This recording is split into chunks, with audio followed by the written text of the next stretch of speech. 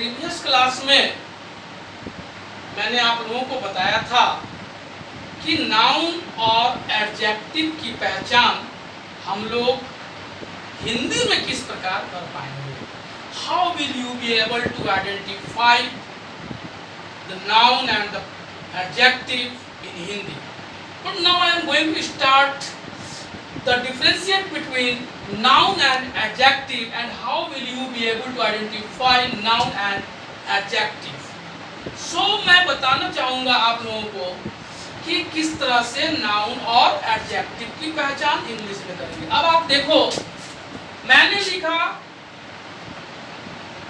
careless और फिर मैंने लिखा carelessness। मैं कॉपी डाल देता हूं।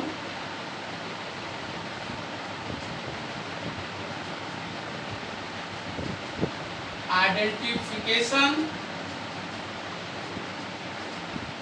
Of noun and adjective.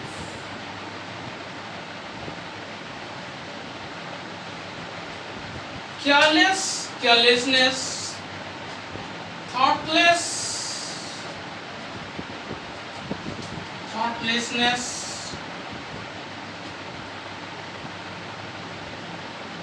helpless,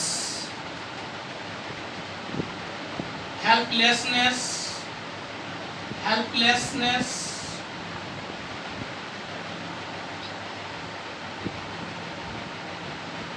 and happy, happiness,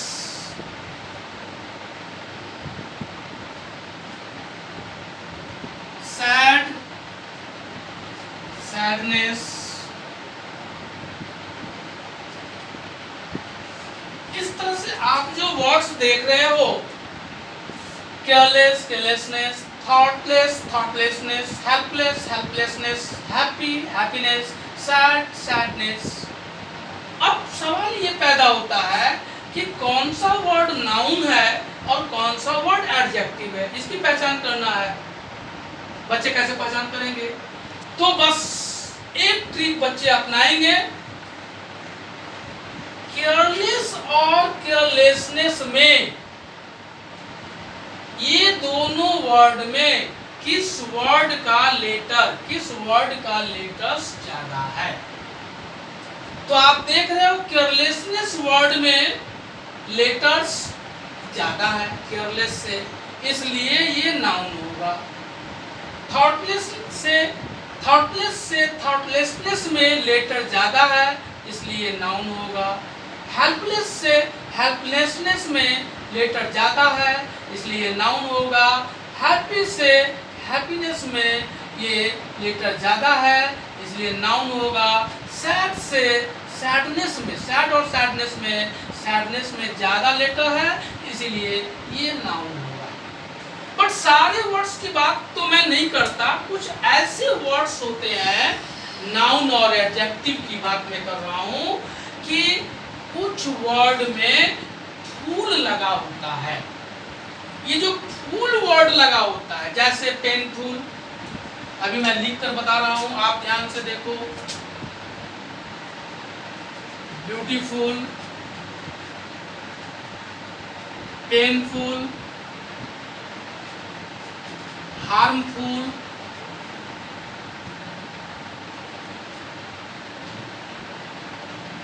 useful, ये सारे वर्ड जो आप देख रहे हैं उसमें फूल लगा हुआ है। तो जब वर्ड में फूल लगा होगा तो ऐसे वर्ड हमेशा एडजेक्टिव होंगे और ऐसे वर्ड एडजेक्टिव होंगे और इसका जो नाउन होगा, जैसे ब्यूटी,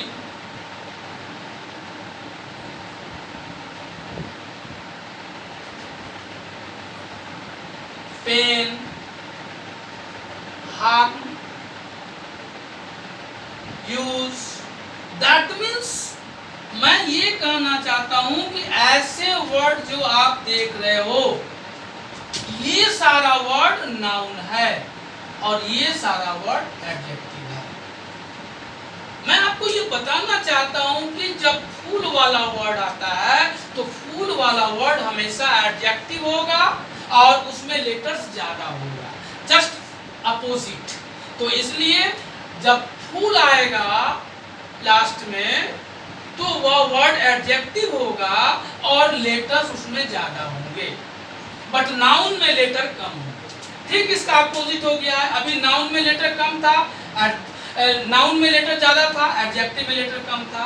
अभी एडजेक्टिव में फूल के वजह से लेटर ज्यादा हो गया और नाउन में लेटर कम हो गया। इसलिए इस तरह के वर्ड्स में हम लोग देखेंगे, प्रायः हम लोग इसी और कंडीशन से पहचान लेंगे कि कौन सा वर्ड नाउन है और कौन सा वर्ड एडजेक्टिव है। ये सिंपल वे में बच्चे पहचान सकते हैं, नो डाउट। और इस तरह से नाउन और एडजेक्टिव की पहचान आप इंग्लिश में भी वर्ड के लेटर के अकॉर्डिंगली आप कर सकते हो।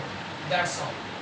पिछले क्लास में जो मैंने बताया था आपको एडजेक्टिव और नाउन के बारे में, इस वीडियो में मैंने अभी आपको बताया identification of noun and adjective कि किस तरह से हिंदी में और किस तरह से इंग्लिश में आप नाउन और एडजेक्टिव की पहचान कर पाएंगे। तो क्लियर है। अभी हम लोग बहुत विशेष चैप्टर के डेप्थ में नहीं जाएंगे क्योंकि अभी मुझे कंसेप्ट देना है। मैं चैप्टर के डेप्थ में तब जाऊंगा जब मैं धीरे धीरे बेसिक कंसेप्ट क्लियर कर दूंगा आप लोगों का, तभी मैं फिर चैप्टर वाइज आपको बताऊंगा। तो अभी मैं आपको बताने जा रहा हूं कि वर्ब क्या है, व्हाट्स वर्ब। तो ये एडजेक्टिव की बात मैंने बताया। अब आप देखो वर्ब क्या है।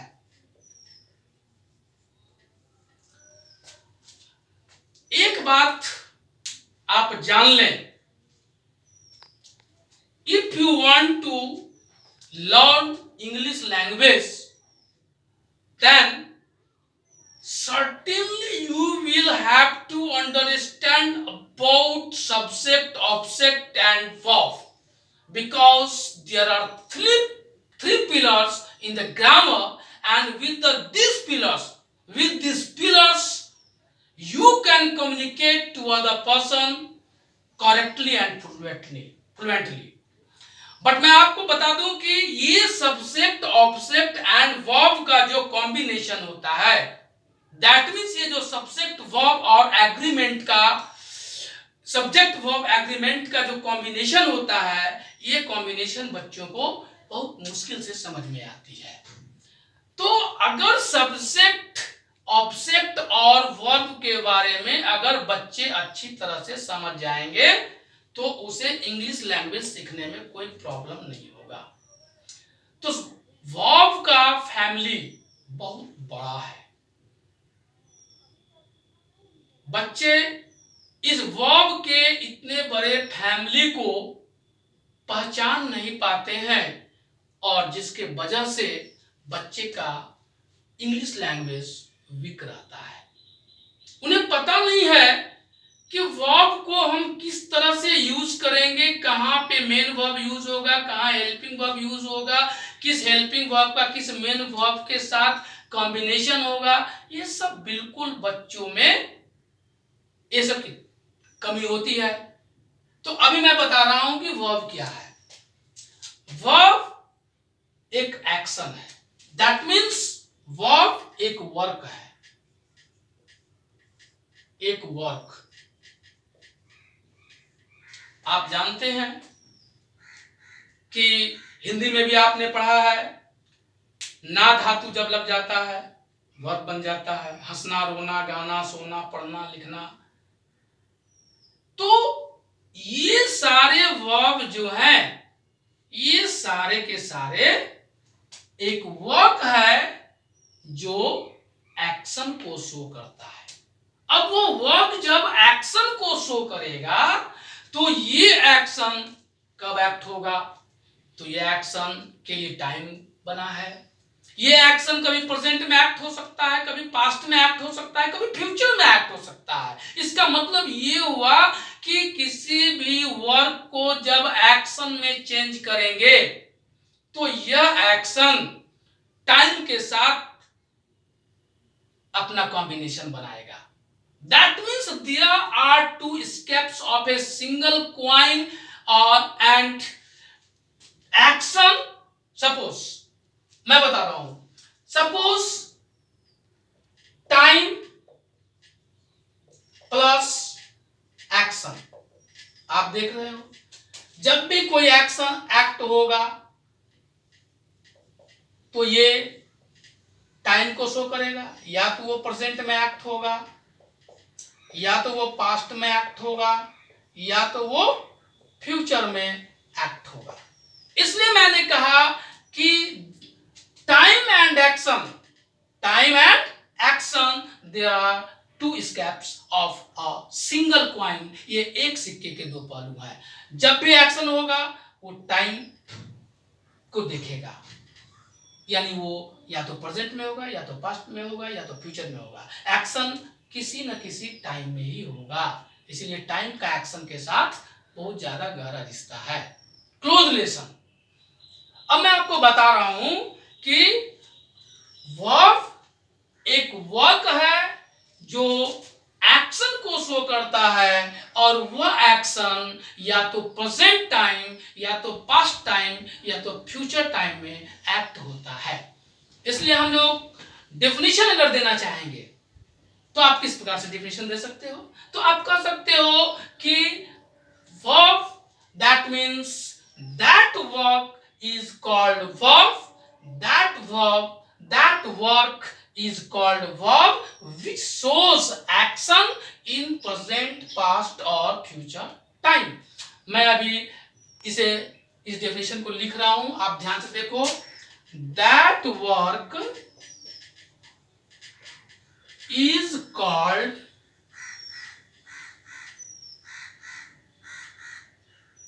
verb which shows action in present, past और future time।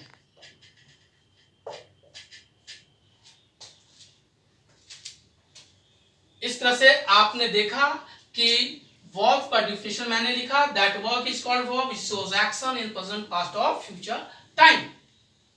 अब हम लोग एक बात सीखेंगे, जानेंगे कि वर्ब को हम लोग कितने भागों में बांट सकते हैं। तो वर्ब को मेनली हम लोग दो भागों में बांटते हैं।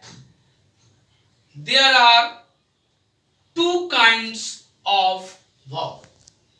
First is called helping verb and second is called modal। तो मैं बता रहा था कि verb के दो प्रकार होते हैं। There are two kinds of verb. First is called helping verb and second is called main verb। तो आप यहां ध्यान से देखो, मैंने verb को दो भागों में बांटा है, helping verb and main verb। अब मैं अगले वीडियो में इस वर्ब का एक्सप्लेनेशन मैं करूंगा, हेल्पिंग वर्ब क्या है, मेन वर्ब क्या है, और दोनों का कॉम्बिनेशन कैसे होता है, और किस तरह से बच्चों को हेल्पिंग वर्ब और मेन वर्ब का कॉम्बिनेशन करना पड़ेगा। तो मैं अपने वीडियो को यहाँ समाप्त कर रहा हूं, और नेक्स्ट वीडियो में मैं बात करूंगा कि हेल्पिंग वर्ब और मेन वर्ब का कॉम्बिनेशन कैसे होता है। That's all. मेरे वीडियो को लाइक करना, सब्सक्राइब करना मत भूलिएगा, क्योंकि आपके इसी लाइक करने और सब्सक्राइब करने से ही मेरे अंदर एक उत्साह आएगा, और मैं आपके समक्ष हमेशा आता रहूंगा। प्लीज रिक्वेस्ट है, I request to you, you have to give likes and subscribes. That's all.